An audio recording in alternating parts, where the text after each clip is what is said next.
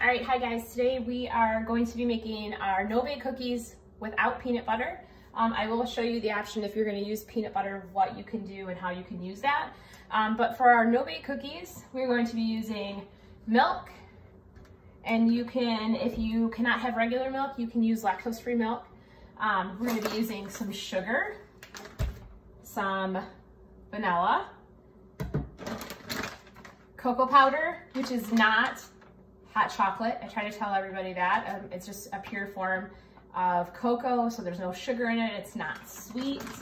We're going to be using some butter and then some old-fashioned oats or quick oats. You can use either one. Actually, some people prefer quick oats to the old-fashioned oats in these cookies, but you can use either one. Okay, so we're gonna start with a medium-sized pot. You'd probably go even a little bit smaller than what I have for the amount that you're going to be making in your recipe. I'm going to turn on, I've already washed my hands, so I've got them all set with that, and I have all of my tools and utensils and ingredients ready right beside me, because this goes kind of fast once we get going.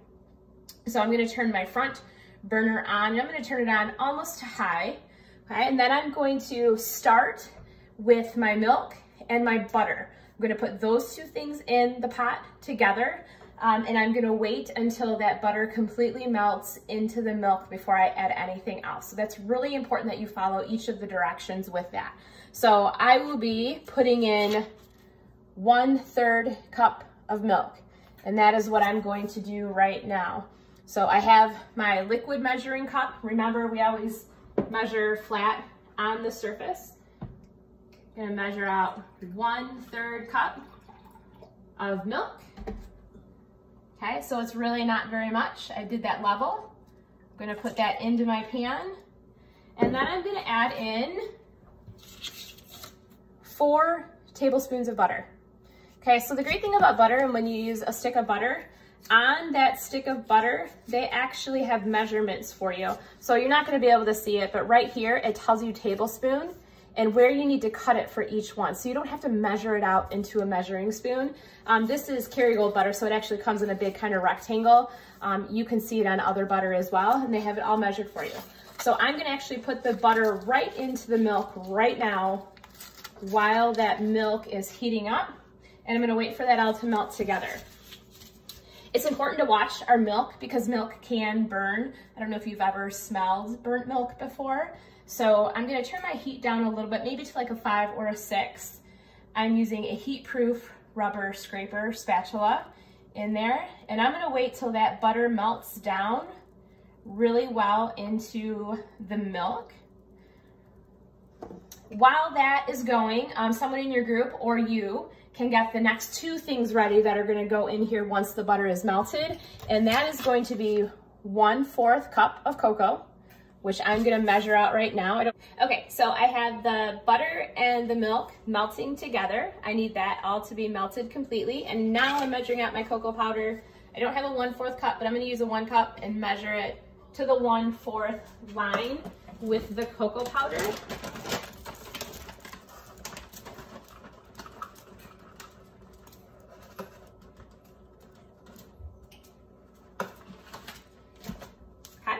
So I'm gonna keep this off to the side right now while this is melting down. You don't have to continuously stir it, but I'm just gonna stir it, make sure that butter is getting mixed up in there with the milk really well.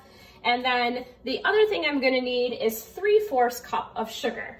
So I know it's a lot of sugar, and that's the thing people always say, but the great thing about us making our own cookies is that we know the ingredients that we're putting into it. Although it is 3/4 cup of sugar, I mean, it is gonna be divided up amongst all the cookies. And we're only using 5 ingredients, so, and they're our own ingredients. So as my butter gets completely melted into that milk, and I'm seeing it start to get foamy and bubbly, I'm going to add in my cocoa powder, and I'm going to add in my sugar. So what I'm doing right now is I'm actually making a chocolate sauce. Okay, so we don't bake our cookies, but we do use the stovetop and make a chocolate sauce. So I'm gonna mix that up really well. I don't want any cocoa chunks in there. Right now you can kind of see some of those on there, but as this starts to boil and cook together, that will get very smooth. Those chunks will go away, and that's what we want to make sure happens. So I'm going to stir this up really well, and I'm going to get it to boiling. Once it boils, I'm going to have it boil for about 2 minutes. So it's getting there.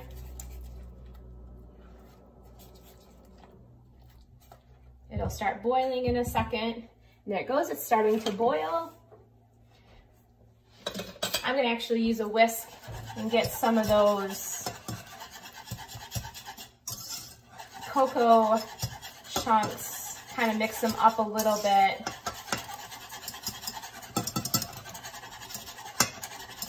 Yeah, there they go.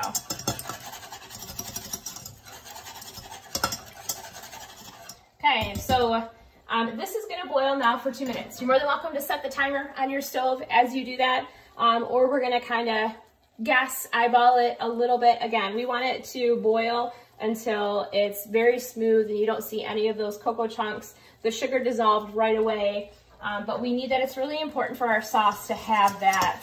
Otherwise our cookies won't stay together once this cools.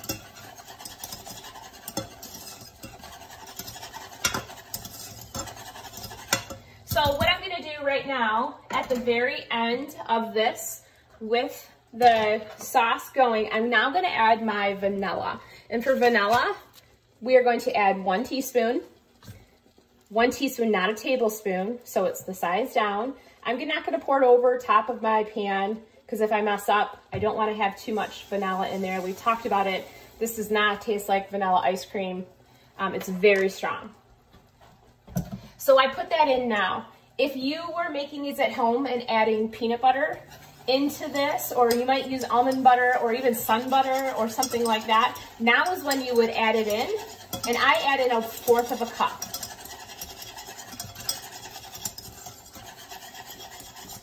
Okay, so we're almost at the 2 minutes. It looks very smooth. We don't have the chunks in there anymore. And again, chocolate can burn as well. So you don't want to let it go too long. You want it to go right about 2 minutes. The better you get at making these, the more you're going to be able to eyeball it and see that your chocolate sauce is done.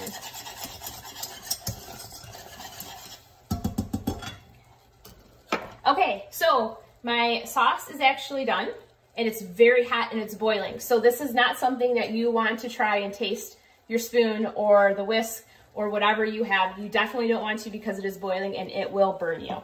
Okay, so this is boiled. I'm gonna turn my heat off, and I'm gonna actually take it off of the heat, and I'm now gonna put in my oats. Okay, so we're gonna add 1 1/4 cup of oats to this. So I have my 1 cup, and again, it's not on the heat right now. We do not want to cook our oats. If we do, they're gonna dry up. So I'm gonna put my oats in, and then another 1/4 of a cup into there. And then I'm gonna mix those oats in really well until all of the oats are covered by my chocolate sauce. Again, you do not want it on the heat.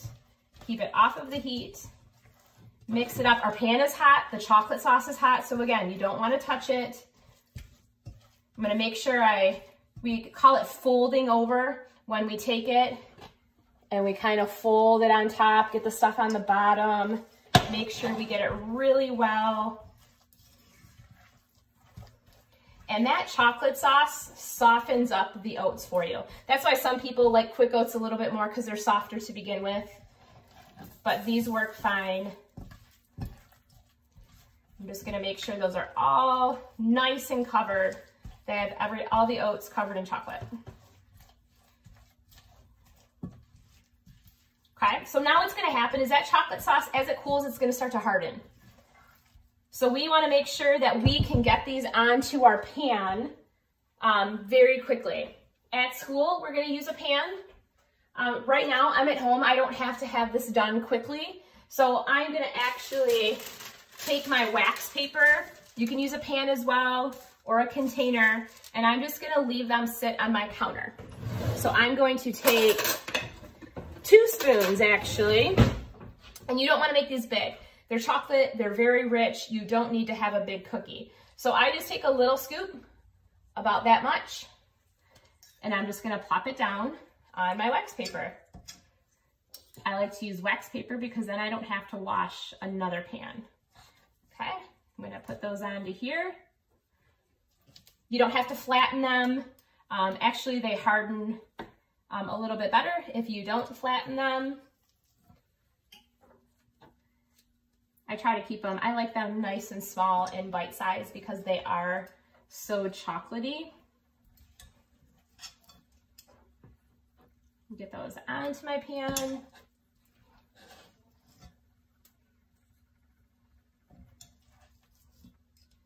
And again, if you make them this big, everyone's gonna get to take several home with them. And you can use a baggie for that. Okay, again, they're still pretty hot, so you still don't want to stick the spoon in your mouth. It takes a little while for them to cool off.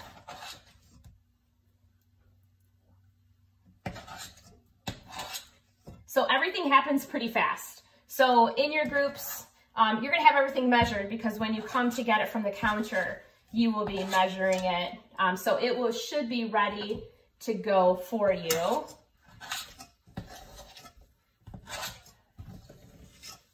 Okay, so I get the last of it out of the pan. I get quite a bit. Okay, so this is how much I have. Again, you need to wait. These are still super hot. So this is one of our more difficult labs to clean as well. If you can see, that chocolate starts to harden in our pans and on our tools. So as soon as you get all of them out and onto your pan, you need to take your pan and your utensils, put them in your sink, fill it with hot soapy water and let it soak while you're getting everything else done. It will make it much easier to clean. If you let it sit on your stove too long, it's gonna be really hard to scrub all that chocolate out of there, and that's not what we wanna do. So you wanna definitely get that in your sink right away. So at school, we're going to take these and we're gonna actually put the pan into the fridge so that they're cool quick enough for you to actually have some before you leave class. So I'll have designated spots for you in the fridge. They'll stay in there 5 to 10 minutes. Usually 5 minutes is plenty. Sometimes we even put them in the freezer and it only takes a few minutes for them to harden the way that we want to.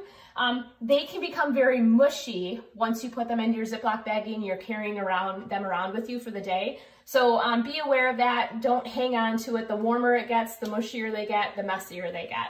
And we also want to make sure that we're taking care of these. If we're taking them into other classrooms, we're not dropping them on carpets, we're not pulling them out, because teachers don't want us to do that. Okay, so you'll divide them up evenly amongst your group. There's going to be baggies for everyone, and we should be all set. Again, it's super important that you follow the directions the way that they're supposed to. Otherwise, it will not work. They're not going to harden, and you're not going to have a cookie.